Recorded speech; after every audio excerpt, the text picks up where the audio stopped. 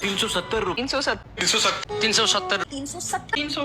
दिन अघि भारतको एउटा स्टन्ट अफ कमेडी नामक एउटा सोमा एकजना कमेडियनले अडियन्सका माझमा एउटा युवकसँग कुराकानी गर्दा ती युवकले भनेका थिए एउटा डेटमा उनले 370 रुपियाँको बिरयानी एउटा युवतीलाई खुवाएको रे। त्यसपछि बदलामा उनले युवतीसँग शारीरिक नजिकपनको हक पाउनुपर्छ भन्ने अभिव्यक्ति दिएका थिए। यो भिडियो सोशल मिडियामा यतिको फैलायो कि अहिले ती युवकमाथि कानुनी कारबाही समेत सुरु भइसकेको छ। तर एउटा साँच्चै बुझ्नुपर्ने कुरा भनेको यो एउटा भिडियो वा एउटा व्यक्तिको अभिव्यक्ति मात्र होइन, यो सोशल मिडियामा मात्र सीमित छैन। यो धेरैको दिमागमा बसेको एउटा निज र नरभक्षी सोच हो। नेपालमा पनि यस्तै मानसिकता बोकेकाहरूको जमात ठुलो छ। तर एउटा सम्झिनै पर्ने कुरा, तिमी जो नारीलाई गलत नजरले हेर्छौ, तिमी जोसँग अपमानजनक व्यवहार गर्छौ, त्यही नारीको गर्भबाटै जन्मेर तिमीले यो धरतीमा सास फेर्न पाएका हौ। कुनै नारी तिम्रो घरमा आमा र दिदीबहिनीको रूपमा छन्। तिम्रो इज्जत भनेको तिम्रो आफ्नै इज्जत हो। यदि तिमी अर्काको चेलीबेटी र दिदीबहिनीलाई एउटा नारीलाई दिनुपर्ने सम्मान दिन सक्दैनौ भने तिम्रो घरको आफ्नो दिदीबहिनी पनि